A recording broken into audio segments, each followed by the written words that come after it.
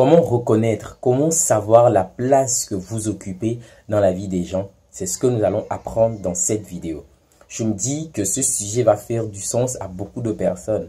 Parce que même moi, j'ai souvent envie de savoir quel est le rang, quelle est la place que j'occupe dans le cœur des gens qui se disent être mes amis, être mes proches.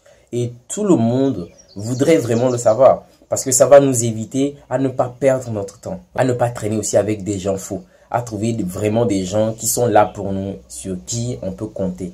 Okay? Donc, je vais présenter dans cette vidéo 5 indicateurs qui vont nous emmener à clairement identifier est-ce qu'on est vraiment des personnes de choix pour notre entourage ou bien est-ce qu'on est juste des options? Est-ce qu'on est une priorité pour les gens ou pas? Ok?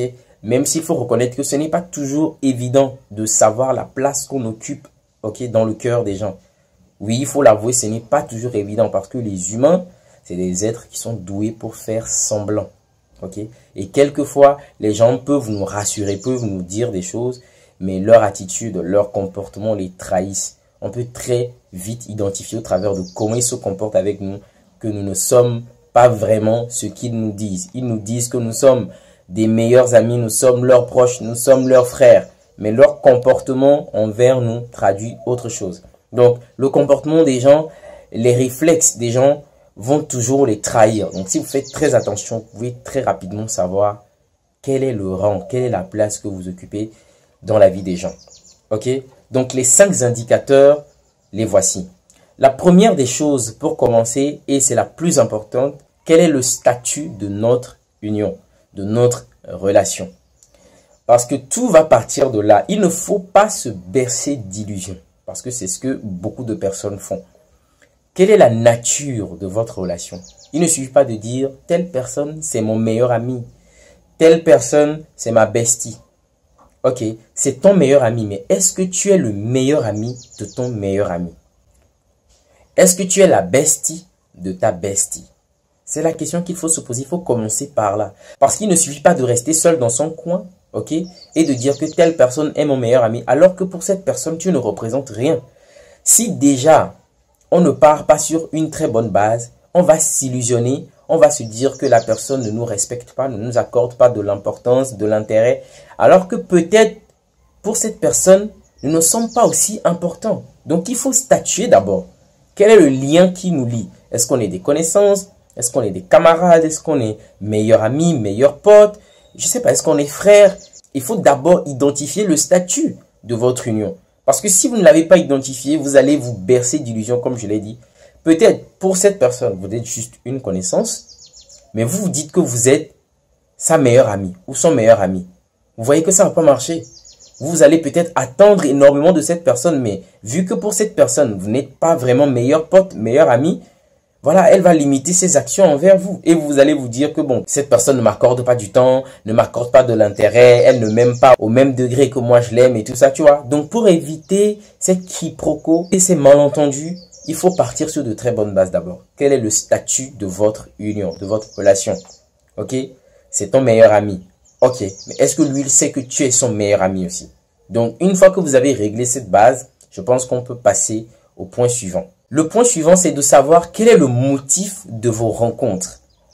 Dans quel cadre vous vous rencontrez? Ça, c'est très important. Ok? Est-ce que cette personne vous appelle seulement quand elle a besoin d'aide ou bien de votre expertise, de votre aide, de votre soutien? Ou cette personne, par moment, vous appelle pour vous dire « Tiens, je veux passer un petit moment avec toi, on va se cuisiner un truc, on va faire un tour ensemble, voilà, on va parler un peu. » Donc, il faut identifier le motif de vos rencontres. Est-ce que vous vous rencontrez par choix, par hasard? Parce qu'il y a des liens aussi comme ça, on n'a pas prévu se rencontrer. Voilà, peut-être dans le quartier, on se rencontre comme ça et puis on parle 5-10 minutes et après on se sépare. On ne s'appelle pas, on ne s'écrit pas en tant que tel, même si on a échangé des numéros. Ça, il faut savoir que vous n'êtes pas très prioritaire dans la vie de cette personne. Ok? C'est vrai, vous vous connaissez, vous parlez, vous vous rencontrez comme ça par moment, peut-être dans des coins, dans le quartier, dans la ville, vous fréquentez les mêmes lieux et vous vous retrouvez là-bas. Mais voilà, ça s'arrête là. Donc, faut pas projeter énormément d'attentes quand vous avez une relation qui fonctionne comme ça. Vous n'êtes pas prioritaire pour cette personne. Même si vous souhaitez vraiment que la relation passe à un autre niveau, il faut comprendre que si c'est comme ça que vous vous rencontrez, eh bien, il ne faut pas avoir trop d'attentes. Il ne faut pas avoir trop d'attentes. Et si cette personne vous sollicite que pour de l'aide, ok, cette personne a besoin de quelque chose, elle vous appelle, elle a besoin de quelqu'un pour l'assister à préparer une soirée, une fête, elle sait que vous avez une compétence, un savoir-faire dans quelque chose, elle vous appelle juste pour ça, ok, elle vous appelle que pour ça, que pour l'aider, pour la dépanner, pour l'aider. Bon, il faut vraiment voir que vous n'êtes pas très important pour cette personne. Ce qui est important pour cette personne, c'est ce que vous apportez. Ok? Elle sait que vous êtes une personne ressource, que vous pouvez aider, c'est tout. Mais cette personne ne prend pas plaisir à rester avec vous, à parler de tout et de rien avec vous. Parce que voilà, elle n'est pas très attachée. Elle ne trouve pas vraiment du sens à être avec vous. Donc une personne qui ne trouve pas du sens à parler de tout et de rien avec vous, quelque part vous n'occupez pas une place aussi importante dans sa vie. Ok? Donc très très très important. Deuxième point, il faut déjà savoir quel est le motif de vos rencontres. Vous vous rencontrez pourquoi? Ok? Vous vous rencontrez pourquoi? Vous vous rencontrez parce que cette personne a besoin d'aide, elle a besoin de votre expertise, de votre soutien. Vous rencontrez à l'improviste comme ça, vous ne planifiez pas, vous vous rencontrez comme ça, dans des coins de la capitale, voilà, dans le quartier, en passant comme ça, vous papotez 2, 3, 5 minutes. Si c'est comme ça, voilà, il va falloir pas s'illusionner, quoi. Faut pas attendre énormément de choses venant de cette personne ou bien de cette relation parce que vous n'occupez pas une place très importante dans le cœur, dans la vie de cette personne. Ok? Alors, troisième point aussi très important, c'est de se poser la question, est-ce qu'il y a des choses que vous faites qui énervent la personne? Ok? Est-ce qu'il y a de ces façons que vous avez de vous comporter, d'agir, qui énervent sérieusement la personne? Si oui, il y a de fortes chances que vous occupez une place de choix dans le cœur de cette personne. Parce que tenez-vous bien, vos agissements ne peuvent pas blesser une personne qui s'en fout de vous. Très très très important. Si vous faites des choses qui énervent la personne, si vous avez des agissements qui dérangent la personne, elle est peinée par certaines façons que vous avez d'agir, il faut comprendre par là que vous occupez une place de choix dans le cœur de cette personne.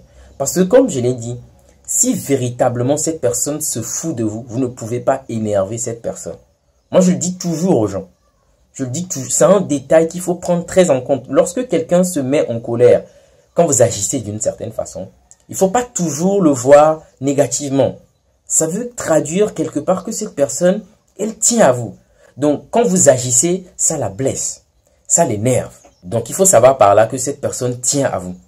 Parce qu'une personne qui se fout de vous, comme je l'ai dit, elle se fout de vous. Vous pouvez tout faire. Vous ne pouvez pas blesser, vous ne pouvez pas énerver une personne qui n'a rien à foutre de votre personne. Vous ne pouvez pas. Parce que peu importe ce que vous allez faire, de toutes les façons, elle ne vous calcule pas. Ok? Donc, vos actions ne peuvent pas l'atteindre. Vos actions ne peuvent pas l'atteindre. Vos actions vont atteindre seulement les gens qui vous ont ouvert leur cœur. Les gens qui vous ont donné une place de choix dans leur vie seront gênés par certaines façons que vous avez de faire. Et il y a de fortes chances que ces personnes tentent toujours de vous corriger, de vous emmener à vous améliorer. Ça veut dire que pour ces personnes, vous êtes important. Mais si vous faites des choses et que voilà, ça ne dit rien à la personne en face, elle s'en fout, que ce soit des trucs complètement catastrophiques ou bien désastreuses, mais elle s'en fout, elle est tranquille, elle est zen. Il faut se poser des questions. Le point 3, il est très très très important. Faites attention à cela. Le quatrième point aussi, c'est de identifier si cette personne vous associe à ses activités. Très très très très important. Vous devez essayer de savoir, est-ce que cette personne vous appelle lorsqu'elle passe du temps à organiser quelque chose pour ses amis, pour ses proches? Est-ce qu'elle vous associe à ces choses? Peut-être un anniversaire, elle veut célébrer, je sais pas, une réussite, quelque chose dans sa vie, elle a invité ses amis. Est-ce qu'on vous fait appel? Est-ce qu'on vous appelle? Est-ce que vous recevez l'invitation à participer à ces choses?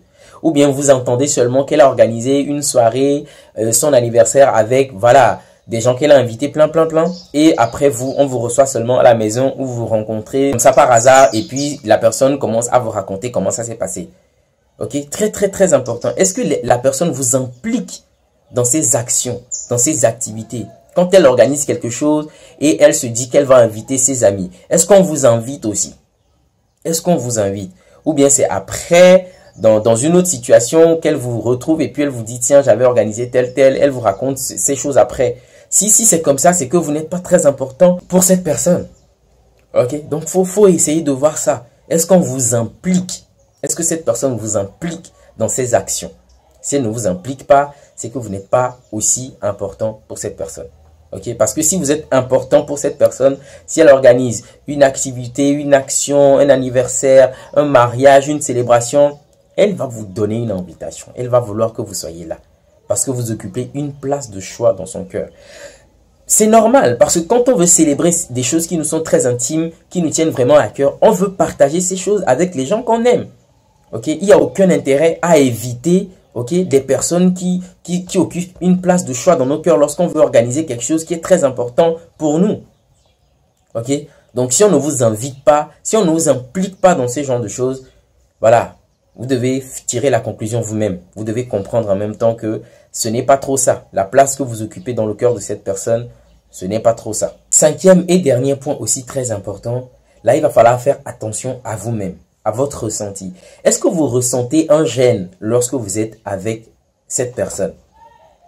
Est-ce que vous ressentez un gêne? Si vous ressentez un gêne, c'est que vraiment vous n'êtes pas très proche, vous n'êtes pas très familier. Parce que quand vous êtes avec quelqu'un qui est vraiment votre meilleur ami, votre meilleur pote, vous n'allez jamais ressentir de gêne. Vous serez à l'aise, peu importe le sujet que vous abordez, peu importe de quoi vous parlez. Il n'y aura pas de tabou, vous allez rire, vous serez à votre aise, vous allez tout dire sans vraiment ressentir de gêne. Mais si vous êtes avec une personne et que vous ressentez un gêne, c'est que quelque part, il y a quelque chose. Parce que votre corps est en train de vous renvoyer un message. Et il faut faire attention à comment on se sent lorsqu'on est devant les gens. Ok? Lorsqu'on est devant les gens. Parce que si une personne vous fait de la place dans sa vie, que vous occupez une place de choix dans la vie de cette personne, eh bien, devant cette personne, vous serez à l'aise. Parce que cette personne aura un comportement, une attitude qui va complètement vous mettre à l'aise, qui va vous détendre. Mais quand vous ressentez un gêne, c'est sûrement dû à l'atmosphère qui réside dans la salle où vous êtes, dans la maison. Ça veut dire qu'il y a des choses qui ne vous mettent pas très à l'aise. Donc si vous n'êtes pas très à l'aise, ça veut dire que quelque part, vous n'êtes pas très proche. Ok, donc si vous ressentez un gêne, reconsidérez les choses. Ça veut dire que cette personne, vous n'êtes pas aussi très proche. Parce qu'une fois que vous êtes proche d'une personne, eh bien la glace se brise en fait. Vous brisez clairement la glace, il n'y a plus rien du tout. Vous vous sentez à l'aise, c'est comme chez vous, vous êtes tranquille en fait. Donc vous ne ressentez pas de gêne. Donc du moment où vous ressentez un gêne, lorsque vous êtes en face d'une personne, ça veut dire qu'il y a quelque chose. Ok? Donc c'était là les 5 indicateurs que je voulais vous laisser entendre pour avoir une idée de la place que vous occupez dans la vie des gens. Les amis, c'est tout pour cette vidéo. Si vous avez appris quelque chose, si elle a fait du sens pour vous, faites-moi savoir, ok? Laissez un pouce bleu sur la vidéo, ça fait toujours plaisir. Et on va se dire à la prochaine pour une toute nouvelle vidéo.